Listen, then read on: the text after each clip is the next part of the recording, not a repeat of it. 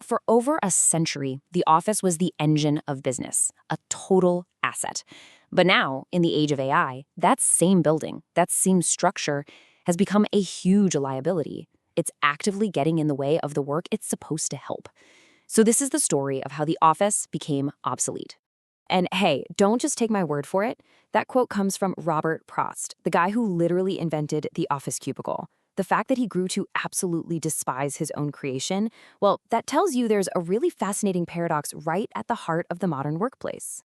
So that's the big question we're going to tackle in this explainer. How did this fundamental tool of business flip and become one of its biggest roadblocks? The story is a pretty wild mix of history, neuroscience, and, of course, technology. Okay, so the answer starts way back at the beginning.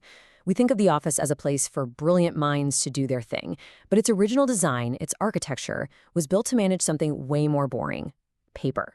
It's kind of funny, the idea of an office is older than the actual building. In ancient Rome, officium just meant a staff of people. The first real purpose-built offices, like the Old Admiralty back in 1726, were basically just giant filing cabinets for the British Empire's paperwork. But the real game changer, the moment the office we know today was born, was in 1911, with the rise of something called Taylorism. So this guy, Frederick Winslow Taylor, he decided to apply factory assembly line principles to knowledge work. He treated people like they were just cogs in an information machine. Workers were stuck in these long, open rows so managers could watch them all the time, creating this panopticon of productivity, where just being seen was the same as being productive. And this brings us right back to the tragic story of the cubicle. In the 1960s, Robert Propst designed what he called the action office to fight back against Taylorism. His vision was all about flexibility, privacy, giving people their own space. But corporations looked at his design and saw something totally different, a super cheap way to cram more bodies into less space. And yeah, the outcome was a total tragedy. His human-focused action office got twisted into the cube farm, that symbol of soul-crushing corporate life. Propst himself called what it became monumental insanity, a complete and total betrayal of his original idea. So the office was definitely built on a shaky foundation. But the problem is actually much deeper than just bad history. It's wired into our brains. This industrial-era design is fundamentally at war with how we are neurologically built to actually think. So the kind of work that really adds value today is often called deep work. It's that feeling of being completely in the zone, distraction-free, where you can solve really complex problems. And here's the kicker. The traditional office is an environment that is actively hostile to getting into that state. I mean, the data on this is just staggering. A single interruption, we're talking just a tap on the shoulder or a quick question, can take you up to 25 minutes to get back into that deep state of focus. Get this. Even a tiny 3-second distraction can literally double your error rate. The cognitive cost is just enormous.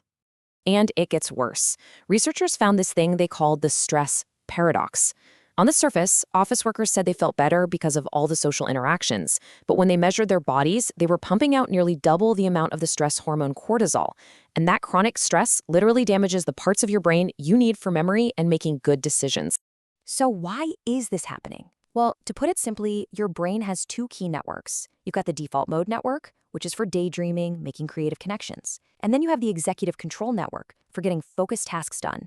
The constant noise and interruptions of an office put your task network into overdrive, creating what's called a prefrontal bottleneck. It literally blocks creative thoughts at a neural level.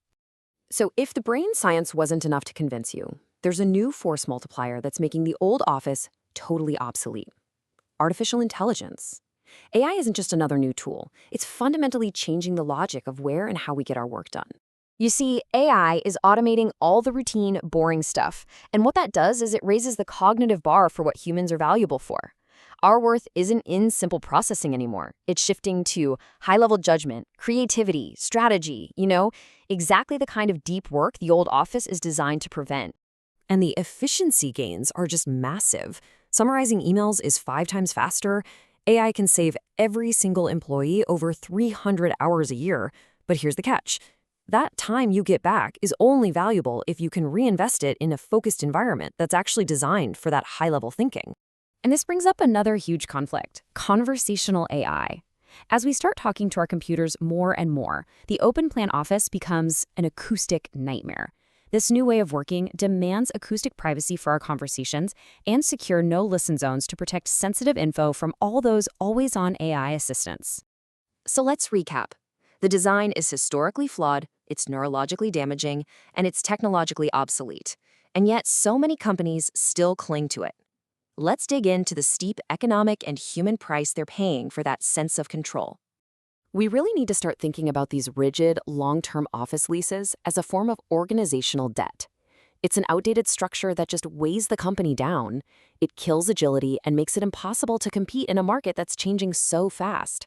It's a liability, plain and simple, not an asset. What's happening is that this is creating what experts call a two-speed economy. You have the digital leaders on one side. They combine new tech with a flexible culture, and they're just crushing it. And on the other side, you have the atrophied followers. They just try to bolt AI onto their old, rigid office structure, and they end up stagnating. And the human cost here is just huge. Forced return to office mandates are causing a massive brain drain. The data shows that 45% of employees are watching significant talent leave their companies because of these rigid policies. The takeaway is pretty clear, right? Your best people have options, and they're choosing flexibility every time. What's even worse is that it encourages something called productivity theater. This is when being seen by the boss becomes the most important metric for success.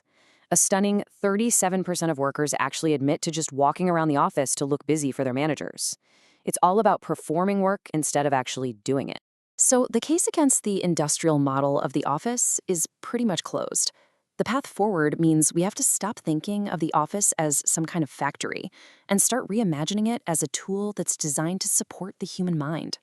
Okay, so the verdict is in. The traditional office is a liability, and it's built on 4 key failures.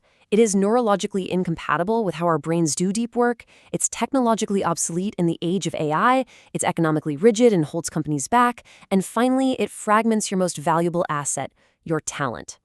In the end, it all boils down to one simple question that every single leader needs to be asking themselves right now. Is your office a factory, or is it a sanctuary? Is it a relic of the industrial past, designed for surveillance and shallow tasks? Or is it a modern space built to protect, focus, and unlock the incredible potential of the human mind?